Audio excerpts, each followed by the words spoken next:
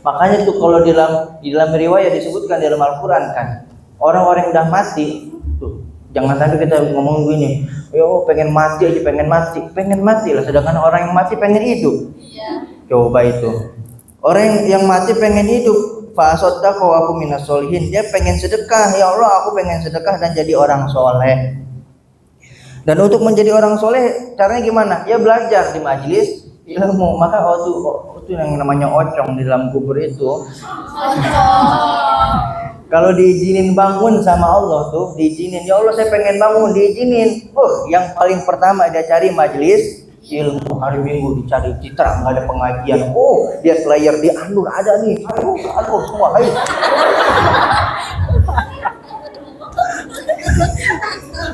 Cuman sayangnya sama Allah nggak diizinin. Kenapa? Emang udah lewat kemarin kemana aja. Kalaupun diizinin juga, yang ada kabur kita kan. Sebelum jamaahnya Ustaz udah kabur dulu kan. Gini-gini kayak saya penakut. Saya mau jujur aja apa adanya, tanpa ditutup-tutupin. Karena aku ingin engkau mencintaiku apa adanya. Siapa nih? Dadina. Kirain. Saya diajakin sama guru saya yang ngurus jenazah, mikir 2 kali sayang. Itu kan kita teorinya udah bisa, tinggal praktek kan, mandiin. Kalau kita nggak ada yang berani semua, siapa yang mandiin? Ya kali jenazah mandi dewek, lama amat nih. Lama banget kalau mandi sendiri. Saya diajakin guru saya yang waktu teori mah kita udah tahu ya, praktek cuma belum berani. Diajakin sama guru saya, nggak berani mandiin, ya udah bantu ngangkat baik. Emang ngangkat ya, mana bagian sini nih, tuh bagian atas.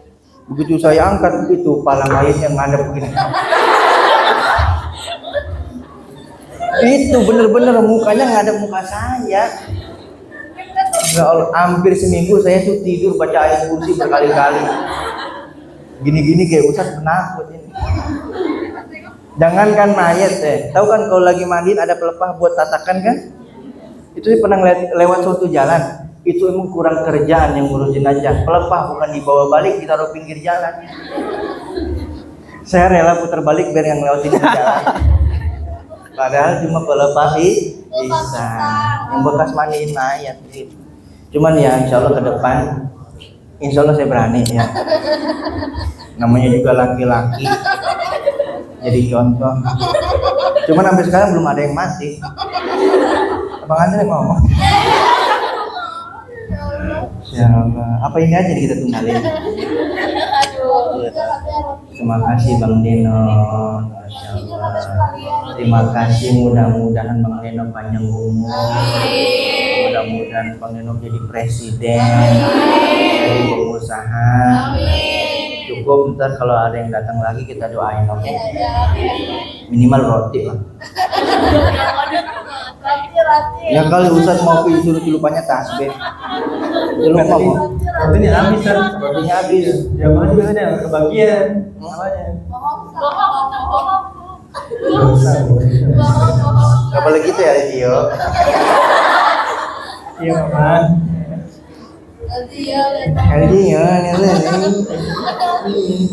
Dengan yang sampai ke bawah sholat saya ngimamin hampir ketawa teh. Saya kira imamnya Allah Akbar Tio. Iya, ya Allah bener-bener. Untung tuh udah di rokaat ketiga. Coba kalau rokaat pertama, kan gitu ya. Astagfirullah, emang setan. Baik, nah intinya tuh kalau kita tidak bisa beramal banyak, minimal kita punya semangat untuk menghadiri majelis ilmu. Dan kita nggak boleh tuh mandang orang begini, lu mah ngaji doang tapi akhlak kagak bener-bener. Nggak boleh. Ngaji sama akhlak dua hal yang berbeda, pakaian sama akhlak dua hal yang berbeda. Jangan dipukul rata begitu. Nggak boleh dipukul rata, ngaji mulu akhlak begitu. Akhlak lo benerin, bukan jilbab dibenerin. Ada apa Bang? Merinding saya. Ngaji mulu akhlak begitu, nggak boleh begitu. Biarin dia ngaji, sampai kapanpun ngaji. Nanti ngajinya itu duduknya di majelis ilmu yang akan merubah akhlak dia begitu.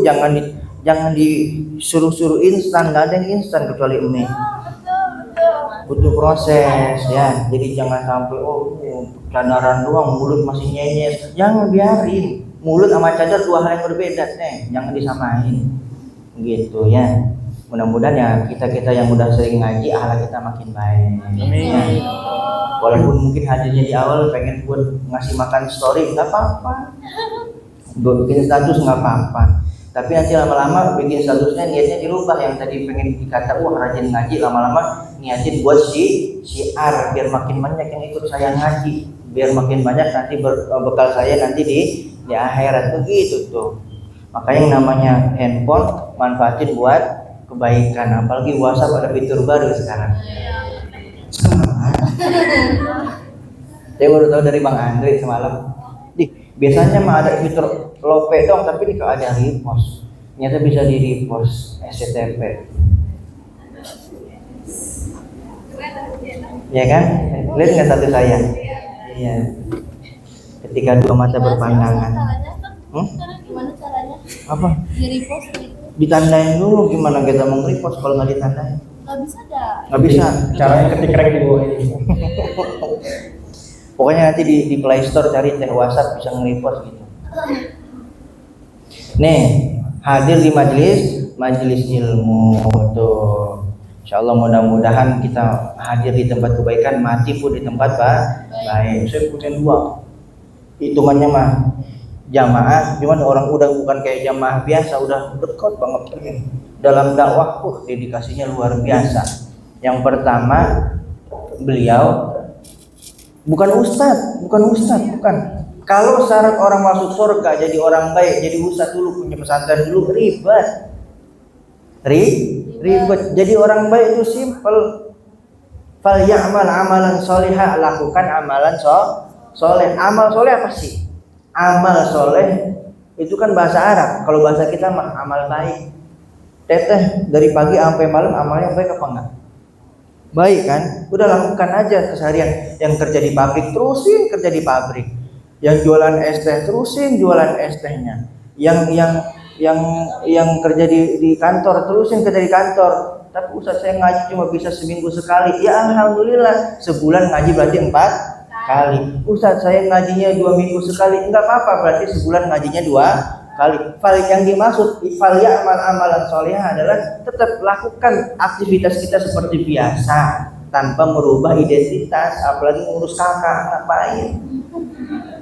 Pengen masuk surga kudu jadi ustaz dulu, atur ribet. Ntar kita bisa berantem rebutan mie. Bisa berantem rebutan jadwal, jangan. Yang jualan pagi mah jualan, ya. Kalau emang belum mampu duha nggak apa-apa, emang lagi dikejar waktu kan, udah jualan ke kantor, tetapi diniatin untuk ibadah. Itu yang namanya fal ya'mal amalan sholihah. Jangan dikira amal soleh cuma mati husnul khotimah dalam amal soleh, cuma mati di atas sejadah, bukan. Mati sambil baca Quran, bukan. Mati sambil puasa, bukan. Iya, amal itu mati kebaikan, mati dalam amal soleh. Tetapi mati kita di dalam kerja kita, di pabrik kita, di kantor kita, termasuk mati yang husnul khotimah, karena aktivitas kita aktivitas yang baik. Itu yang pertama. Meninggal waktu dinas luar kota. Kan kata Rasulullah, orang itu akan dimatikan sesuai dengan kebiasaannya. Kebiasaan Bapak ini bukan ulama, jamaah, cuman dedikasinya untuk agama luar biasa. Kebiasaannya apa? Dinas luar kota. Kebiasaannya dinas luar kota, makanya meninggalnya waktu dinas luar kota. Tapi lihat bagaimana cara matinya. Saya dapat kabar beliau meninggal itu siang. Karena dari pagi sampai hampir sore itu beliau nggak keluar kamar hotel nggak keluar. Begitu dicek sama temannya, ternyata nggak sadarkan diri, dibawa ke rumah sakit. Rumah sakit udah mati. Dan dokter kan tahu kapan nih orang mati. Perkiraan kata dokter, ini orang mati jam 3. Mati jam 3. Baru istrinya ngeh, oh iya, setiap keluar kota, baik itu di rumah, baik itu dinas luar kota, selalu ngingetin soal tahajud. Kalau di rumah bangunin, tahajud. Tapi kalau keluar kota nelpon, bangun tahajud. Tapi di hari itu jam 3 tumben-tumbenan suami saya kagak nelpon. Berarti emang jam 3 sudah mati sesuai dengan kebiasaannya tahajud. Mati sesuai dengan kebiasaan, dan itu ya udah lakukan aja aktivitas kita, waktunya kerja ibadah, dan nanti Allah akan matikan kita dalam keadaan baik dalam keadaan kita kerja maupun dalam ibadah, dua-duanya baik. Jangan dianggap yang mati kebaikan di atas sejadah doang, enggak. Kemudian yang kedua, yang minggu lalu yang kecelakaan pesawat Sam Air, itu beliau pilot, bukan pilot biasa, pilot yang luar biasa, yang soleh, dedikasinya buat masjid luar biasa, buat agama luar biasa. Itu orang soleh tuh. Saya punya grup tapi saya nggak ngasih tahu ya, nanti kita cari lagi di Telegram. Ada itu grup, entah saya dapat dari mana waktu itu, entah siapa yang ngirim, pokoknya udah berapa tahun tuh grup ada di HP saya. Dan saya emang sengaja nggak mau keluar dari grup itu walaupun serem. Buat apa? Pengingat saya, pengingat kematian. Isinya apa? Setiap hari di HP saya ini, di grup ini selalu ada yang namanya info kecelakaan, baik itu di seluruh Indonesia maupun luar negeri. Dan itu teteh tahu, foto yang di blur di TV di sini kagak di blur. Yang di TV mungkin belum ada beritanya, di HP udah ada duluan. Yang maaf lahir batin, yang video CCTV-nya, bagaimana proses kecelakaannya, foto kendaraan hancurnya, foto korbannya, yang palanya kebelah dua, yang otaknya di jalan, yang tangannya putus, yang matanya keluar, ada fotonya. Dan ketika pilot itu meninggal, saya udah wanti-wanti. Itu belum ada di TV, biasanya di Telegram udah masuk duluan. Saya cek, bener ada foto pesawatnya hancur, ada foto penumpangnya yang meninggal, ada. Tapi sampai detik ini saya bolak-balik buka Telegram, foto pilotnya almarhumnya itu kondisi terakhirnya tidak ada. Allah ya. Itu namanya orang baik begitu. Ada foto pilotnya di dalam grupnya Telegram itu, tapi foto ketika dia pakai seragam waktu dia rapi. Ya kan? Pakai kacamata, pakai baju putih. Ada juga yang ketika dia pakai peci. Ketika foto akhir-akhir hidupnya, bagaimana kondisi jenazahnya? Allah jaga. Itulah namanya orang baik. Tinggal kita memantaskan diri kita. Makanya jangan bilang-bilang, oh saya mah aman Ustaz. Enggak, mati enggak pandang bulu. Baik artis maupun orang biasa mati. Bahkan ada yang artis duluan mati daripada saya. Oh saya mah orangnya gemuk Ustaz, sehat. Enggak. Siapa jamin orang gemuk panjang umur? Kata dokter, orang gemuk gampang mati. Kata dokter ini mah. Karena kalau lagi lari kekurangan oksigen, begitu kan, susah napas mati. Yang kurus bilang, oh saya mah berarti panjang umur, saat saya kurus. Yang kurus juga cepat mati. Kurang gizi.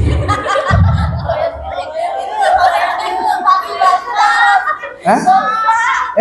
Tapi ini benar, ini maksudnya biar kita jangan kepedean.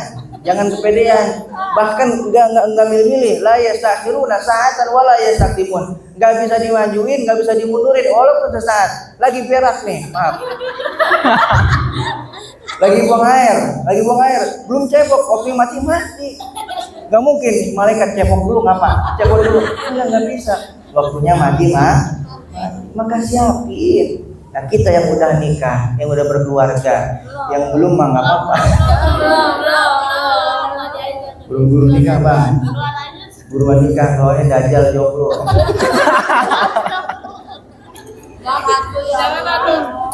Ini saya dapat nasihat dari guru saya. 2 orang beruntun, orang soleh, tapi yang saya kenal kan beda ketika kita dapat kabar orang meninggal biasa dan orang meninggal yang baik yang kita kenal, dekatnya langsung ke hati kan. Ya Allah. Itu saya bener nih mah, nggak dibuat-buat, semangat ibadah saya naik. Seakan-akan giliran saya, tapi saya tuh gimana ya kalau saya besok nggak ada ninggalin istri. Jangan disautin dulu gitu ya. Makanya kata guru saya, kita yang udah nikah nih seorang suami, siapin anak kita, siapin istri kita, sehingga kalaupun kita pergi meninggalkan mereka duluan, mereka siap.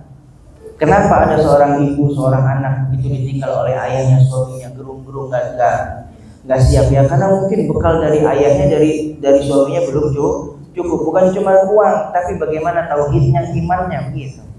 Maka ketika kemarin pilotnya meninggal, apakah istrinya, anaknya gerung-gerung? Enggak. istri mahnya istri. Ini kan kata jamaah yang masuk ke dalam rumahnya ya, istrinya mah kalem aja Ustaz, nggak nangis apa-apa. Kalau anaknya gimana? Anaknya saya lihat kan kita ke makam bang ya, anaknya nangis cuma nangis biasa, sedih, nggak nyampe banting-banting HP, karena emang HP-nya iPhone.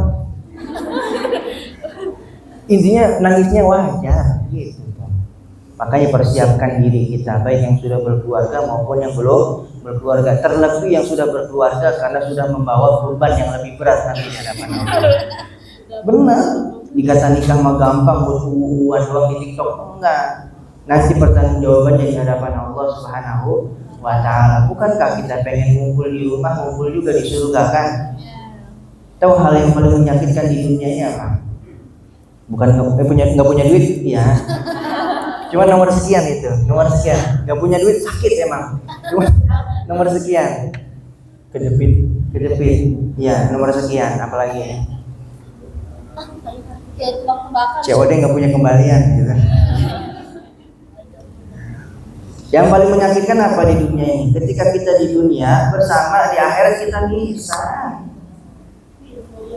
Ketika di dunia kita saling sayang, di akhirat kita saling tuntut. Emak sama bapak saling nuntut, suami istri saling nuntut, anak orang tua saling nuntut. Itu yang paling menyakitkan. Maka persiapkan keluarga kita untuk benar-benar pantas kumpul lagi di surga. Kan kita temanya apa? Kembali pulang kan. Siapin bekal kita, terutama sholat. Anak tidur, bangunin waktunya sholat mah. Apalagi subuh, biasain. Gimana anak mau subuh ke masjid kalau dari kecil aja nggak dibiasain ya bangun subuh? Bangunin, biar kata cuma bangun bentar sholat tidur lagi nggak apa-apa. Lah ini biar bapaknya ngebangunin, bang bangun bang subuh. Apa kata emaknya? Biarin pak, kasihan. Abang semalam begadang habis main PS di bang PS doang. Bangunin. Saya itu dari kecil sama abah saya selalu digalakin soal sholat. Yang lain gak galak, tapi soal sholat paling galak, jangan ditanya. Itu kalau lagi kita kagak sholat bertiga tuh kita dijejerin, kaki disuruh ngangkat, berjejer persis kayak anak curut. Jejer kaki diangkat, satu kaki jatahnya satu hanggar. Tahu hanggar? Bahasa mana hanggar itu? Satu jemuran, satu gantungan, habis kaki kita, habis hanggar kita.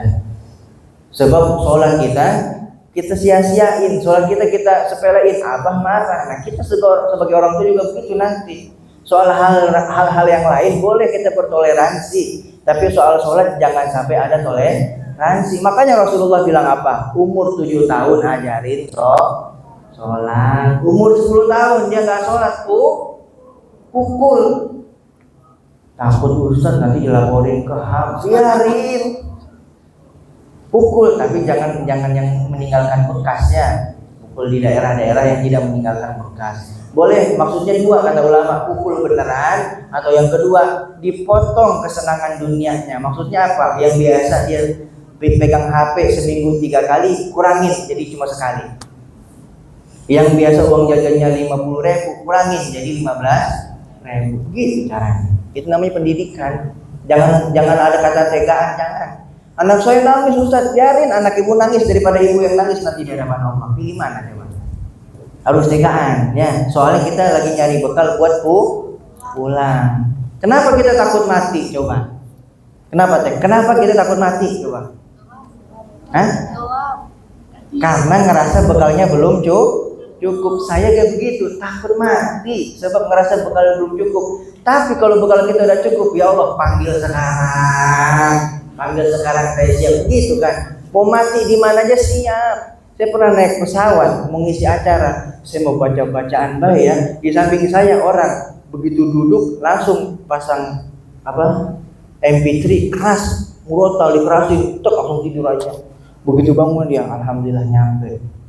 Kita ngobrol-ngobrol baru dia ngomong, iya saya mau udah siap aja kapan mati, makanya saya mau tidur aja tadi pasang murotal tidur. Walaupun saya mati, saya bangun dari surga kata dia. Kenapa? Dia siap mati karena ngerasa amalnya sudah cukuplah. Saya yang takut mati, kenapa? Karena ngerasa amal belum cukup. Kan kita begitu. Disuruh sama orang tua misalnya, ini belanja ke warung, ini yang harus dibawa ini. Begitu nyampe pertengahan jalan, ada yang lupa ini apa ya?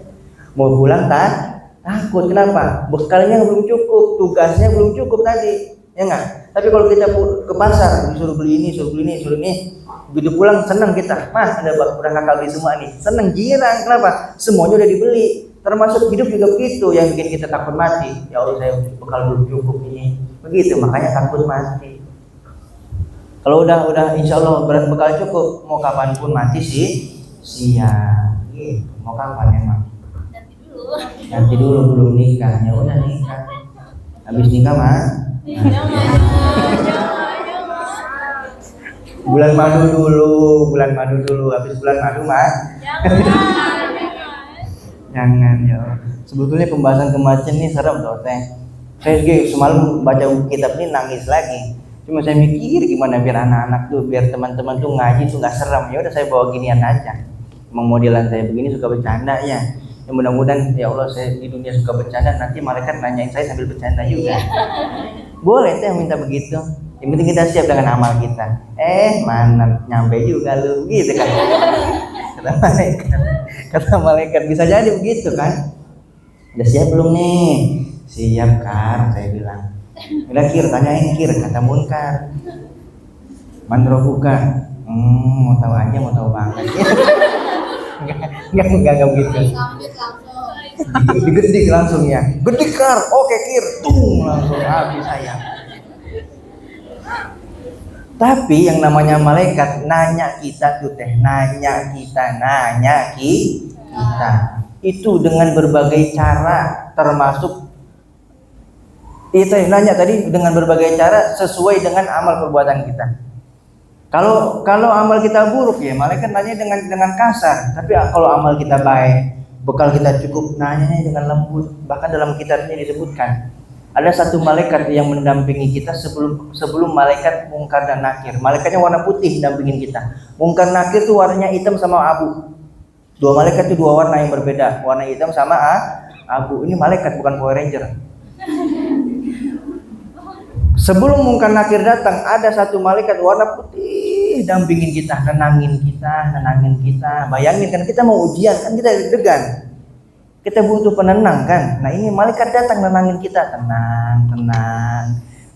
Untuk menenangkan kita bagaimana tuh malaikat caranya? Dia berdiri di hadapan kita, dia buka buku catatan amal kita, disebutin amal kita satu-satu dan disebutin balasannya. Ini kamu pernah baca surat ini nih sebelum tidur nih, balasannya ini. Nah kamu pernah sedekah nih di hari Jumat, balasannya ini. Gimana nggak tenang kita? Ya nggak? Itu kalau amalnya baik. Coba amal yang buruk sebaliknya. Lu mau sholat sama orang tua ngebangga gitu, gimana nggak makin takut kan? Ditanyain sama malaikat. Tapi ada nggak sih orang yang nggak ditanya malaikat? Ada. Nah kita bagaimana caranya memantaskan untuk itu? Saya teh pernah diundang sama gubernur. Ini bukan sombong ya, ini ria. Saya pernah diundang gubernur. Atau kalau kita naik pesawat kan 3 kali pemeriksaan. Wah ribet. Ada yang pemeriksaan biasa, sampai pemeriksaannya buka jaket, buka sabuk, mana celana saya kedodoran. Buka jaket. Saya nggak tahu namanya orang kampung naik pesawat kan. Buka jaket. Saya dalamnya pakai kaos oblong doang. Tahu begitu suruh buka jaket, kita nyiapin baju bagus kan. Mana pakai peci lagi. Buka segala macam. Ribet. Baru nyampe ke ruang tunggu. Itu beberapa kali pemeriksaan yang ketat. Tapi ketika diundang sama gubernur ini, turun dari mobil, saya diantar sama TNI sama polisi, diantarin ke ruangan khusus. Belok, naik lift, tahu-tahu udah langsung di ruangan tunggu tanpa melalui 3 pemeriksaan tadi. Itu di dunia, lalu bagaimana dengan di akhirat? Maka kemungkinan itu ada. Pengen ditanya apa nggak pengen ditanya teh? Sepengen-pengennya kita ketemu malaikat, jangan ya pengen ditanya, jangan. Ya minimal kalaupun ditanya kita bisa jawab. Kalau kita siap dengan amal-amal kita yang banyak, insya Allah kita nggak ditanya. Gitu. Ada yang mampir, ada yang nggak mampir. Rasulullah bilang, kullu ummati yadkhuluna al-jannah illa man aba. Semua umatku masuk surga kecuali yang nggak mau. Tuh disuruh surga, Dikasih surga nggak mau. Ya Rasulullah, siapa orang yang nggak mau itu? Orang yang nggak mau taat sama Allah. Maka ketika di akhirat jangan bilang Allah kejam, karena surga dan neraka itu adalah pilihan kita. Surga dan neraka adalah kita sendiri yang memilih. Allah sudah memfasilitasi kita surga. Allah sudah bilang, Nabi Muhammad sudah bilang, umatku semuanya masuk surga. Artinya Nabi Muhammad sudah buka pintu selebar-lebarnya. Cuman di antara kita ada yang nggak mau masuk surga. Berarti surga dan neraka adalah pilihan. Orang disuruh sholat dia main PS. Berarti dia milih neraka daripada surga. Tuh pilihan. Ilaman abad, semuanya masuk surga kecuali yang nggak mau. Maka mudah-mudahan semuanya masuk surga tanpa mampir. Kalau mampir duluan gimana Ustaz? Ya nggak apa-apa. Ibarat kata baju kotor kan dicuci dulu.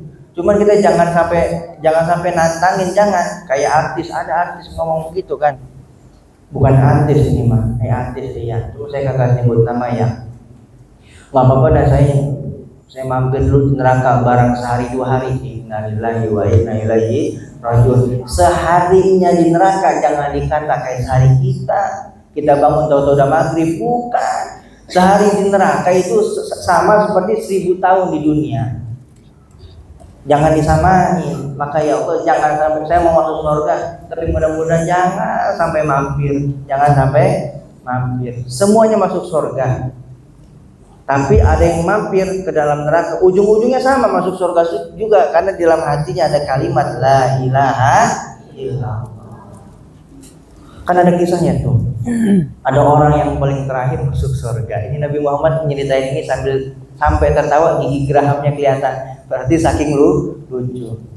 Ini orang udah keling kan, keluar dari neraka sambil ngerangkak, saking lamanya di neraka, ngerangkak dia. Dia bilang sama Allah, kamu masuk surga di sana, udah waktunya masuk surga.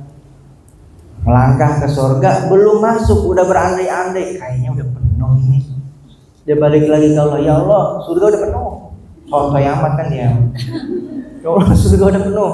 Kata Allah, balik lagi ke sana masuk surga. Dia balik lagi ke surga, sama perasaannya, gak enak ini. Udah penuh kayaknya, balik lagi, ya Allah, surga udah penuh, kata dia. Allah tahu, padahal Allah menciptakan surga, ini hamba mengibul. Udah penuh. Akhirnya kata Allah begini, ya udah begini. Kamu sekarang merem.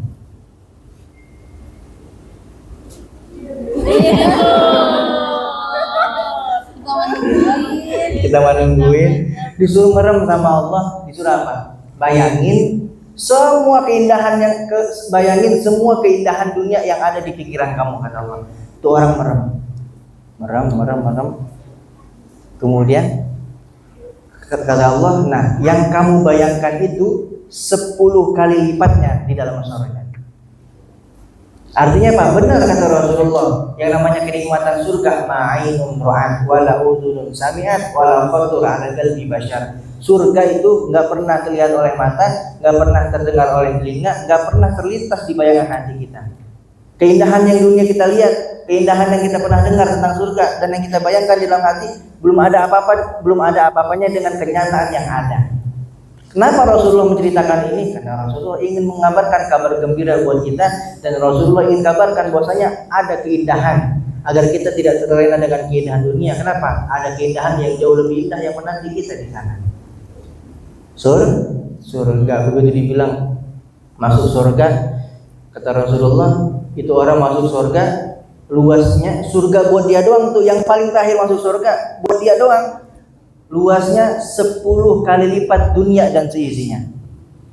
Itu paling rendahnya derajat orang di surga. Paling rendah segitu surganya, 10 kali lipat dunia dan isinya. Saking gak percaya ini orang ngomong pada Allah, ya Allah jangan bercanda apa.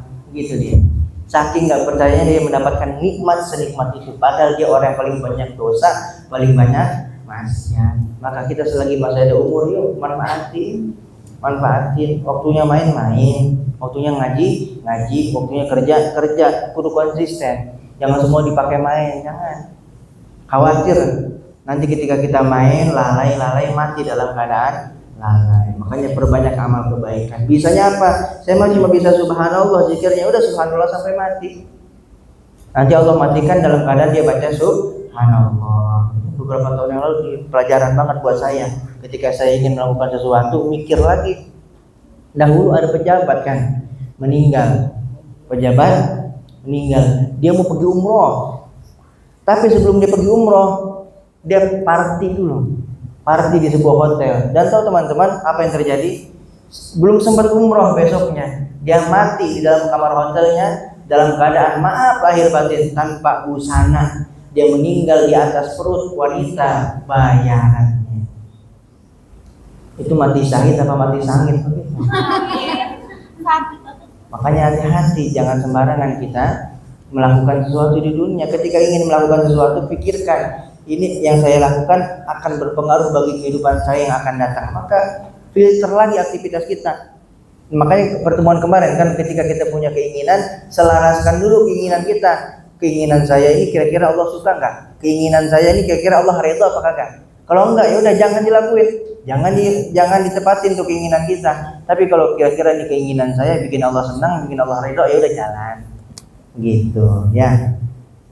Terakhir ini mah, ini ada bekal sedikit dari Rasulullah SAW. Ini cukup buat kita. Saat Rasulullah pertama kali hijrah ke kota Madinah, beliau menyampaikan satu pesan kepada sahabatnya. Ini ada berapa pesan ini? Ada 3. Lakukan yang 3 ini, maka akan cukup menjadikan kita masuk surga. Apa kata Rasulullah? Ayyuhan nas, wahai sekalian manusia, semua manusia dipanggil nama Nabi Muhammad. Afsus salam, tebarkanlah salam. Amal yang ringan yang pertama, tebarkan salam. Maka jangan sampai malas ketemu sama orang salam, sama Bang Andre ketemu salam. Cuman yang benar ya, jangan modus salamnya. Saya menipu. Perempuan mah jangan diimut-imutin suara. Jangan dimelehoi-melehoi, jangan. Kudu ditegesin, Ustaz nanti nggak ada yang mau dekat sama saya, biarin. Yang dekat sama kamu tuh yang serius. Yang dekat ya serius. Makanya kalau ada yang salam, assalamualaikum ya Alfi, waalaikumsalam. Gimana dia nggak pengen mampir ke rumah gitu? Assalamualaikum ya Alfi, salam. Gitu. Lagi apa di rumah? Lagi tiduran. Apa nanya? Enggak bakal datang di rumah dia. Tapi barusan udah waalaikumsalam karena aduh pengen ke rumah dia. Amsus. Hah? Begitu sangar-sangarin deh. Assalamualaikum. Salam. Kalau kayak gitu kan dia mau ke rumah. Ya Maksudnya yang kan tadi tuh yang akan menemui itu yang benar-benar serius. Atau kalau digalakin dikit nggak mau mampir ke rumah, tapi nggak serius dia. Makanya kalau ada yang ngedeketin jangan langsung terima, kasih ujian dia. Kayak saya berapa kali kasih ujian materi tidak lulus saya.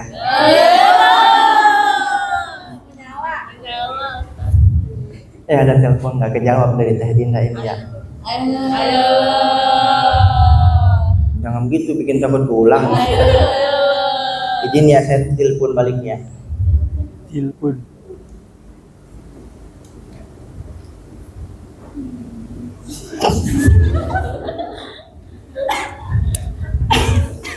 Salah Mas Uang. Iya masih ya bentar lagi. Iya. Salam dan Teh. Ya udah disampaikan. Ya ntar kabarin lagi ya. Itu ya. Itu.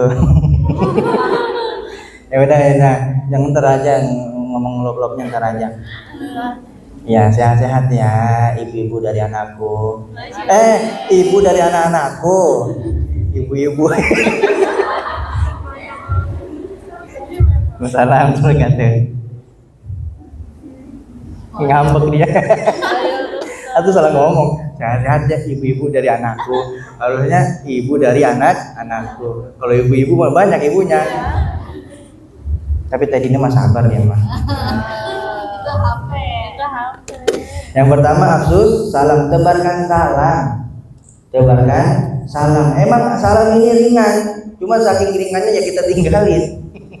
Padahal ringannya salam ini membuahkan pahala yang gede. Apalagi ditambah salamnya sambil senyum. Kata Rasulullah, jangan kau remehkan amal sekecil apapun, walaupun berhadapan dengan saudaramu dengan muka yang berseri-seri. Artinya senyum. Bisa jadi hari itu Teh Alfi mau mengakhiri hidupnya. Ya Allah, aduh Alfi. Contoh. Alfi. Cuman karena kita senyum sama Teh Alfi, assalamualaikum Teh Alfi, semangat ibadahnya naik, semangat hidupnya naik, nggak jadi bunuh diri. Nah dia ibadah, pahalanya siapa yang dapat? Kita. Maka jangan pelit-pelit kita ngucapin salam, jangan pelit-pelit senyum. Afsus salam kata Rasulullah, tebarkanlah salam ke rumah. Salam apa teh pulang haji? Salam, assalamualaikum warahmatullahi wabarakatuh. Paling minimal assalamualaikum. Tapi ini salam udah asing zaman sekarang. Masa saya pernah dapat cerita, itu jamaah pulang ke rumah, assalamualaikum. Ada anak sama bini di rumah, bukannya dijawab, apa kata bininya? Elah pak kayak rumah, ya elah pak kayak rumah siapa? Masuk aja mama, gitu. Elah pak kayak rumah siapa? Innalillahi wa inna ilaihi raji'un. Padahal salam itu luar biasa. Tuh, salam assalamualaikum yang bisa menghindari setan ikut masuk ke dalam rumah. Makanya jangan salahin rumah kok panas, kayaknya ada yang ikut. Emang gak pernah masuk rumah salam kan? Masuk aja. Kata setannya, menyala lunggu. Masuk semua tuh setan ke rumah. Pantesan pak panas.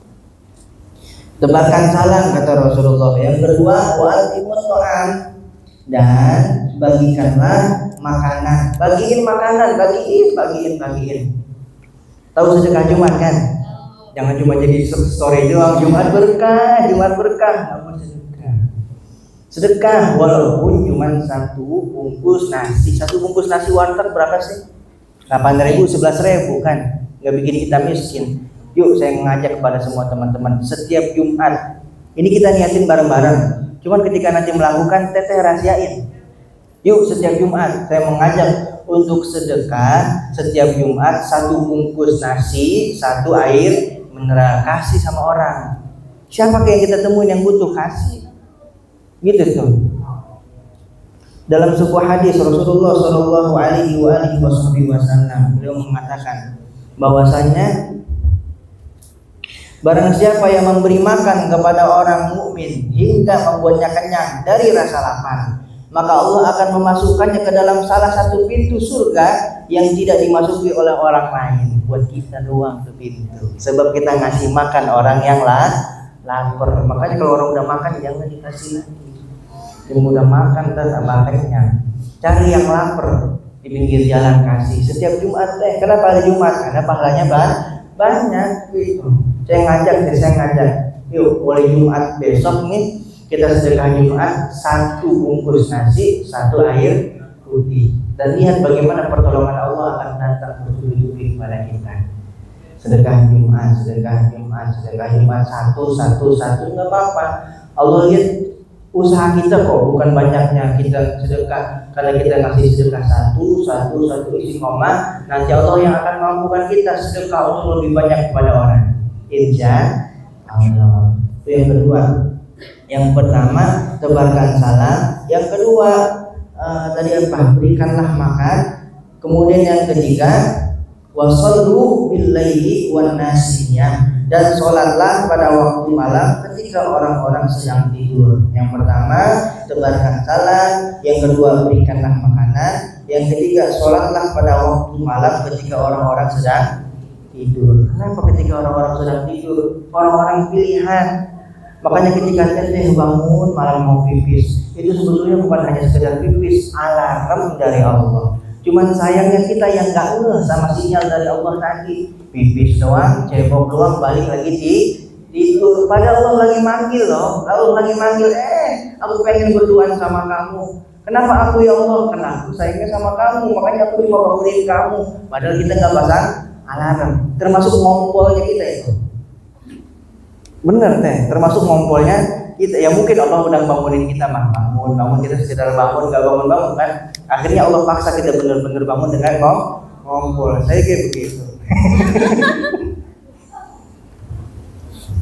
Tuh, alarm dari Allah, cuma kita nggak ngeh. Kenapa? Allah pengen memberikan kita nilai yang lebih. Dan sholatlah di malam hari ketika orang-orang tidur, kata Nabi Muhammad. Maka ketika kita diberikan rizki sama Allah, nikmat bangun malam, bangun walaupun cuma sholat 2 rakaat, tidur lagi.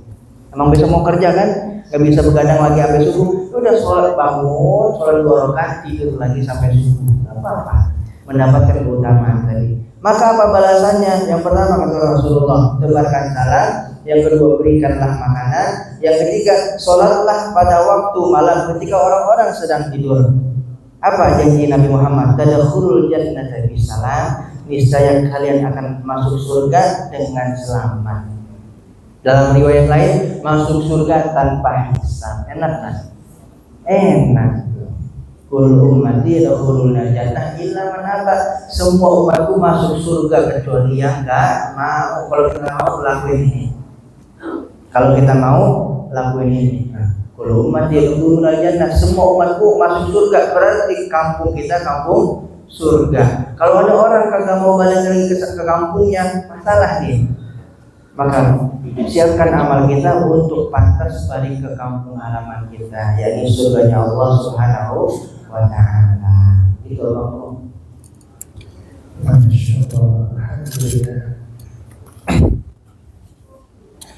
Luar biasa pembahasan hari ini tentang surga, tentang neraka, tentang dosa, tentang kubur. Masya Allah. Ini saya kan kemarin kita janji bang bakal nyepil isinya. Saya sepil dikit aja ya.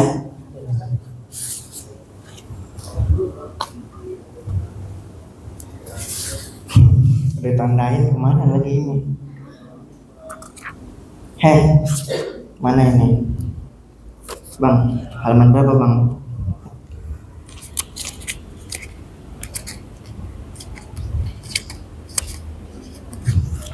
Nih.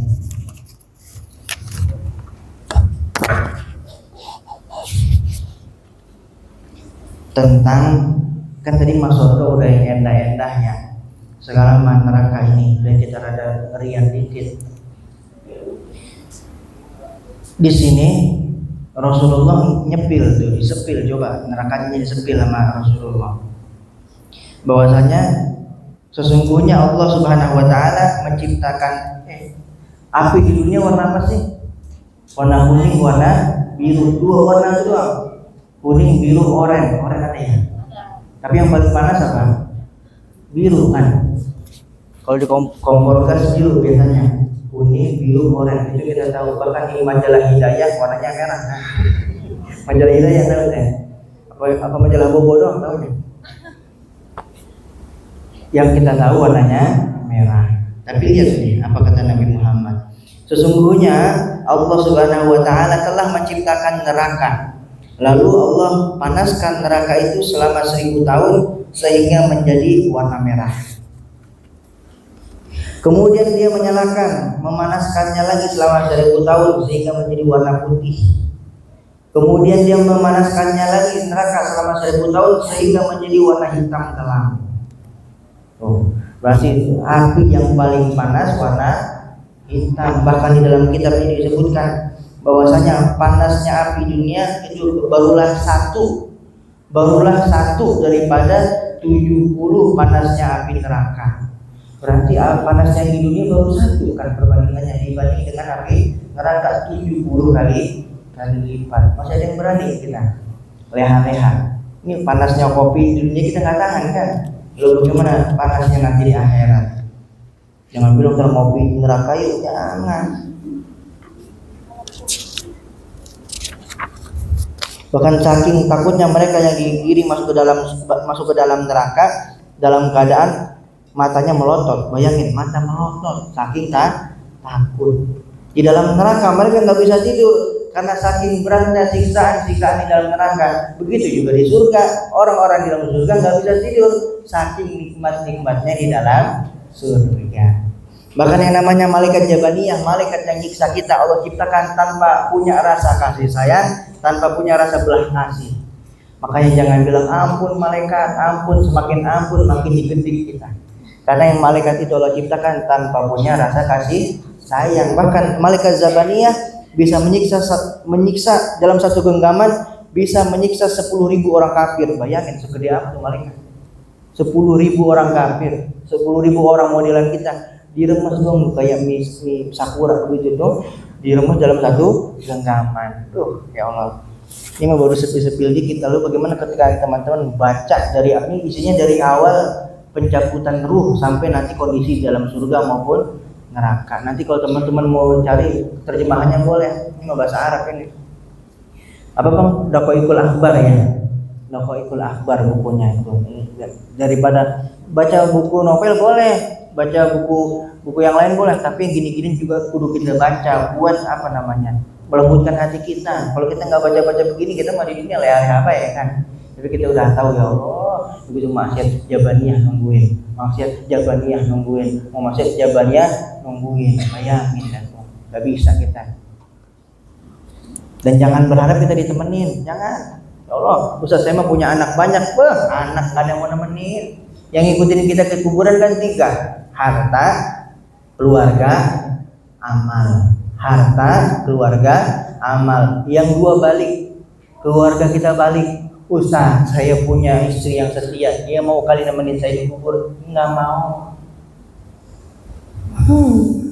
Nangis doang cuma 3 hari, udah kesono udah arisan lagi. Ustaz, saya punya suami yang setia, setianya suami nggak bakal dia mau nemenin ke kubur. Sedih paling cuma 30 hari udah nyanyi lagi ya. Nikah lagi. Ya nggak tahu, yang penting mah dia mah nyanyi dulu. Mau dia nikah lagi apa enggak ya terserah.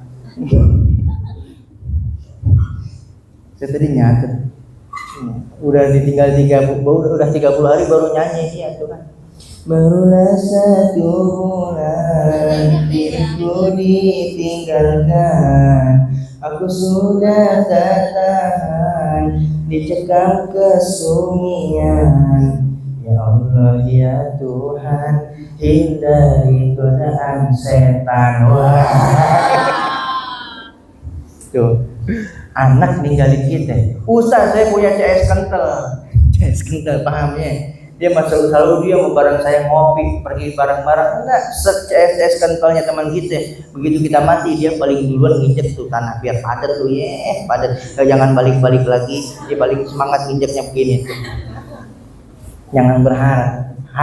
Keluarga nggak ngikut, harta nggak ngikut. Mobil yang mewah cuma parkir di pinggiran kuburan. Kalau saya ngubur, balik. Motor apa namanya? Aerox yang kita bangga-banggain. Aerox, itu motor yang kita bangga-banggain, tapi kita modif parkir di depan kuburan doang. Selesai kita dikubur balik. Jangankan motor, mobil, tiker ketinggalan aja, bawa balik ke tiker di bank, tiker doang harga belasan ribu dibawa balik. Yang nggak ngikut balik apa? Amal.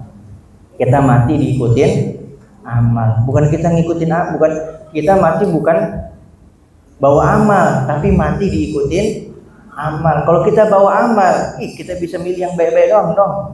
Amal baik kita bawa, kita filter.